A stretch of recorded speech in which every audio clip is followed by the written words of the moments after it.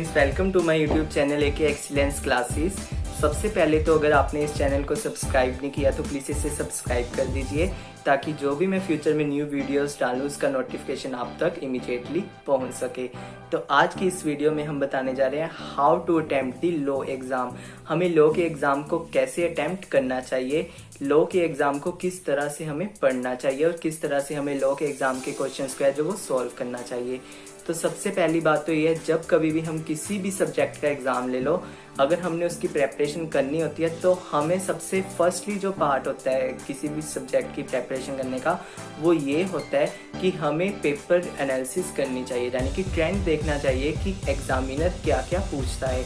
और ये हम ट्रेंड कहाँ से लेके आ सकते हैं, ये हम देख सकते हैं पास्ट ईयर के क्वेश्चन पेपर से, या फिर जो रेलेवेंट क्वेश्चन पेपर्स होते हैं, स्कैनर्स होते हैं, केवीटीज होते हैं या आरटीपीज होते हैं, ठीक है। तो उनमें से हमें ये सब पता लग सकता है कि हमारा एग्जामिनर जो है वो किस लेवल तक के क्वेश्चन हमसे पूछता है। तो जब भी कभी भी लॉ का एग्ज़ाम अटैम्प्ट करना होता है, अगर हम किसी भी लॉ के एग्ज़ाम का एनालिसिस करें तो हमें ये पता लगता है कि मोर देन 75% जो मार्क्स है वो केस स्टडीज़ कवर करता है। तो ज़्यादातर लॉ एग्ज़ाम में केस स्टडीज़ ही पूछी जाती हैं। बहुत ही रेयर चांस होता है कि आपसे एक तरह से डायरेक्ट क्वेश्चन पूछ लें, तो ये इनडायरेक्टली आपसे क्वेश्चंस जो है वो सॉल्व करवाते हैं। तो अगर वो इनडायरेक्टली क्वेश्चन सॉल्व करवाते हैं तो घुमा फिरा के क्वेश्चन सॉल्व कराते हैं, तो इट मीन्स आपका वो माइंड लेवल चेक करना चाहते हैं, आपकी वो ये चेक करना चाहते हैं कि बच्चे ने जो है वो कितने अच्छे से इस लॉ के एग्ज़ाम को इंटरप्रेट करके पढ़ा है और कितने अच्छे से वो प्रेजेंट कर पा रहा है। ये सारा एग्जामिनर का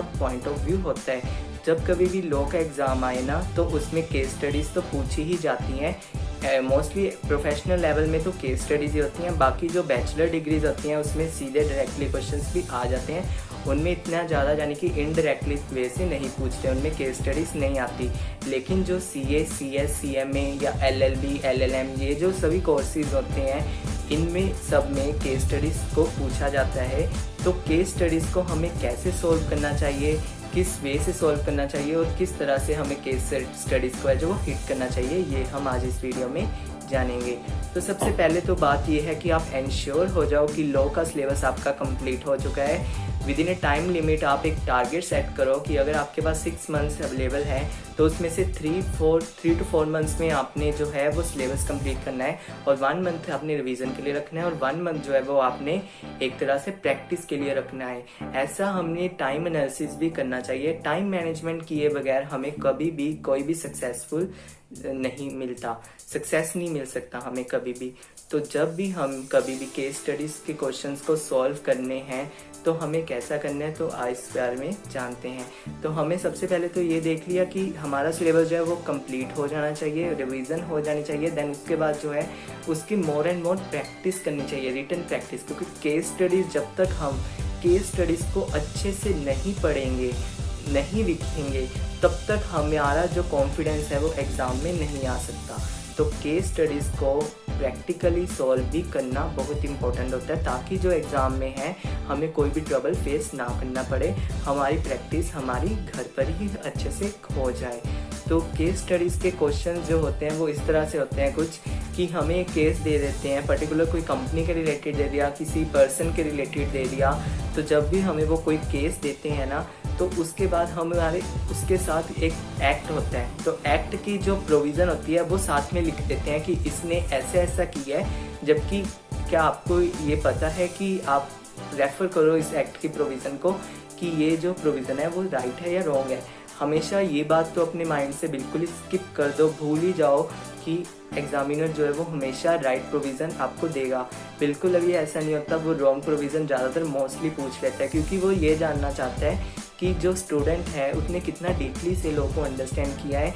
और अगर उसने डीपली से अंडरस्टैंड किया है, अगर वो कॉन्फिडेंशियली कह रहा है कि ये प्रोविज़न जो है वो राइट नहीं है, वो रॉन्ग है, तो उसे वो प्रूफ करके दिखाए, वो राइट प्रोविज़न लिख के बताए कि वो अपना पॉइंट स्टैंड पॉइंट लिख के बताए कि वो क्या प्रूफ करना चाहता है। इसी वजह से मोस्टली जो कह नहीं सकते लेकिन मोस्टली केस स्टडी जो होती हैं वो फॉल्स ही होती हैं।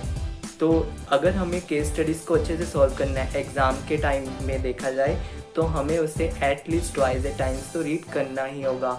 2 बार कम से कम पढ़ो अगर ज़्यादा पढ़ोगे उतना आपके लिए बेनिफिट होगा, क्योंकि जितनी बार हम किसी चीज़ को रिपीटेटिवली पढ़ लेंगे ना, तो हमें क्या होता है, हमारी अंडरस्टैंडिंग उतनी बढ़ती है, हमारी क्लैरिटी आती है। ऐसा ही केस स्टडी में ऐसा होता है, कई बार कुछ केस स्टडीज ऐसे कॉम्प्लिकेटेड पूछ लेते हैं हमसे कि हमें यही नहीं पता लगता कि केस में पूछा क्या है और एक्ट की प्रोविजन क्या है।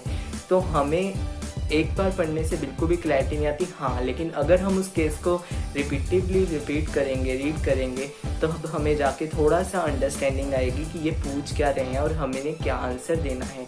तो कभी भी ऐसा मत सोचो, चाहे जितने मर्जी आप एक्सपर्ट हो लो के सब्जेक्ट में, तो कभी भी ऐसा मत अपने थोड़े से एटीट्यूड में आओ कि जो भी एग्जाम में पूछा है कि एक बार पढ़ने से आपको पता लग रहा है कि वो सही है। बिल्कुल भी नहीं। कई बार एक पॉइंट की वजह से, एक वर्ड की वजह से आपका जो है वो सारा जो लॉ की जजमेंट आपने दी है, जो भी कमेंट किया है पेपर में, वो गलत हो सकता है।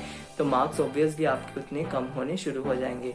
तो 2 बार हम रीड करेंगे तो हमारी क्लैरिटी तो आएगी, लेकिन जब हम घर पे प्रैक्टिस कर रहे हैं केस स्टडीज़ की, तो उसे more and more time repeat करना चाहिए। एटलीस्ट एक केस स्टडी को हमने 4 to 5 टाइम्स जो है वो सॉल्व करना चाहिए। बाकी उसी के रिगार्डिंग हमें स्कैनर से पता लग जाता है कि एग्ज़ाम का ट्रेंड क्या चल रहा है। उसी के रिलेटेड हमें MTP, RTP या स्कैनर, KVD, ये सब में हमें क्या कहते हैं कि वो क्वेश्चंस मिल जाते हैं। तो केस स्टडीज़ को पढ़ लिया, ये था हमारा माइंड लेवल का काम है, ठीक है, ये हमारा मेंटली काम है, ये जो था हमारा सारा मेंटली काम था। अब जब हम केस पढ़ रहे होंगे ना, तो पढ़ते पढ़ते लाइन टू लाइन हमें कुछ ना थोड़ा सा रिमेम्बरिंग हमारे दिमाग में घूमने लग जाएगा कि हाँ, हमने इस एक्ट में इस प्रोविज़न को इस सेक्शन में ऐसे पढ़ा है, लेकिन ये सेक्शन जो है केस स्टडी में वो ऐसे कह रहा है। तो हम जाने कि राइट और रॉन्ग थोड़ा सा जजमेंट अपने माइंड में चलानी शुरू कर देते हैं। तो जब हम कॉन्फिडेंशियल हो गए कि हमें पता है कि केस क्या पूछ रहे हैं और इसकी प्रोविज़न, राइट प्रोविज़न क्या है, और हम कॉन्फिडेंशियल है कि ये बिल्कुल राइट है, तब हमें क्या करना चाहिए, तब हमें केस स्टडीज़ को है जो वो अटैम्प्ट करना शुरू कर देना चाहिए। जब हम केस स्टडीज़ को अटैम्प्ट करें तो हमें कैसे अटैम्प्ट करना है, इसकी भी 3 स्टेजेस होती हैं। सबसे पहला तो हमने कोई भी केस स्टडी है, किसी भी एक्ट के रिलेटेड है, उस एक्ट का नेम, चैप्टर, उसका सेक्शन, सब सेक्शन, प्रोविज़न का क्लॉज, सब क्लॉज, अगर कोई रूल है, स्पेसिफिक रूल बना हुआ है, अमेंडमेंट है, तो उसे मेंशन जरूर करना चाहिए। इसके यानी कि अगर 5 मार्क्स का क्वेश्चन है, 2 मार्क्स हमें इसके ही मिल जाएंगे।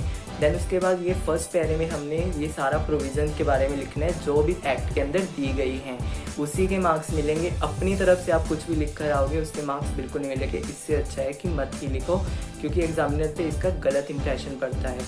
लेकिन अटैम्प्ट 100 मार्क्स का पेपर हमेशा करो, लेकिन उसके रिलेटेड करो। ये नहीं है कि बिल्कुल भी अनरिलेटेड कंसेप्ट लिख कर आ जाओ।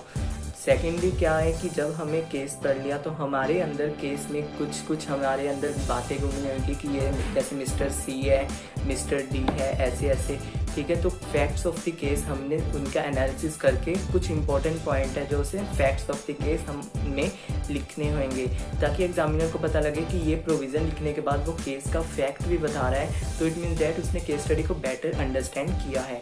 तो उसके बाद लास्ट में जब हम कभी भी क्वेश्चन में एडवाइस पूछें, सजेशन पूछे या कमेंट पूछे, तो हमें क्या करना चाहिए, हमें कंक्लूज़न ज़रूर देना चाहिए। इसके मार्क्स मिलते हैं। इस कंक्लूज़न में हमें क्या करना होता है, इस कंक्लूज़न में हमने अपनी एडवाइस देनी होती है कि अगर हम एज ए प्रोफेशनलिस्ट बनेंगे, अगर हमारे साथ सेम ऐसा सिमिलर कोई केस आता है तो हम क्या कहेंगे उनको।